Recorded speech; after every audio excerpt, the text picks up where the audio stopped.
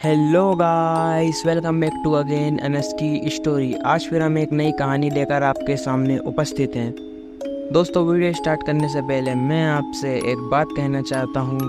अगर ये वीडियो आप तक पहुँच गई है तो प्लीज़ आप चैनल को सब्सक्राइब करें और मुझे अपना छोटा भाई समझकर सपोर्ट करें, क्योंकि आपके सब्सक्राइब करने से हमें मोटिवेशन मिलता है और वीडियो बनाने में भी अच्छा लगता है।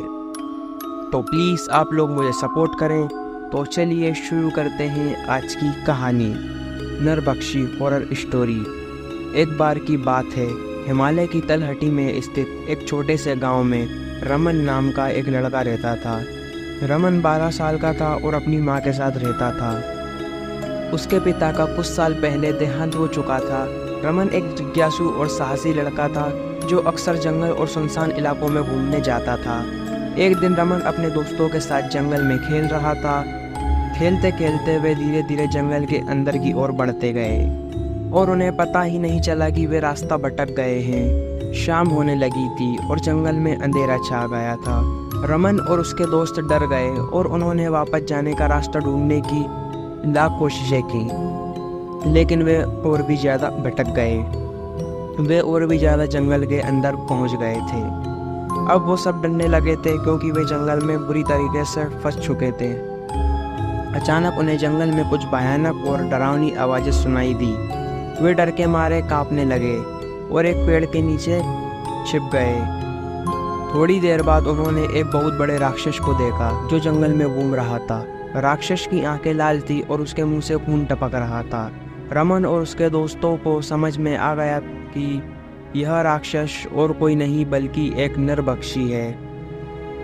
नरबख्शी उनके गांव का बहुत ही खतरनाक राक्षस था जिसके बारे में गांव के लोग अक्सर बात किया करते थे, जो इंसानों का खून पीकर अपनी प्यास बुझाता था। वे घबरा गए और भागने की कोशिश करने लगे, लेकिन नरबख्शी ने उन्हें देख लिया और उनका पीछा करना शुरू कर दिया। रमन और उसके दोस्तों ने भागते हुए एक गहरी खाई देखी।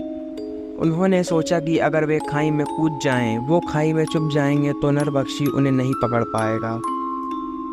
उन्होंने एक एक करके खाई में छलांग लगा दी और खाई में छुप गए। नरबख्शी खाई के किनारे आकर रुक गया और गुस्से से गरजने लगा। वो जोर जोर से चिल्लाने लगा। रमन और उसके दोस्त रात भर खाई में छिपे रहे और उन्हें बहुत डर लग रहा था, लेकिन उन्होंने हिम्मत नहीं हारी। सुबह होने पर उन्होंने देखा कि नरबख्शी चला गया है। उन्होंने राहत की सांस ली और धीरे धीरे खाई से बाहर निकले। रमन और उसके दोस्त घायल और थके हुए थे, लेकिन वे जिंदा थे। उनकी जान बच गई थी। उन्होंने गांव की ओर वापस जाने का रास्ता ढूंढ लिया और कुछ घंटों के बाद वे अपने गांव पहुंच गए। गांव के लोगों ने उन्हें देखकर बहुत खुशी मनाई।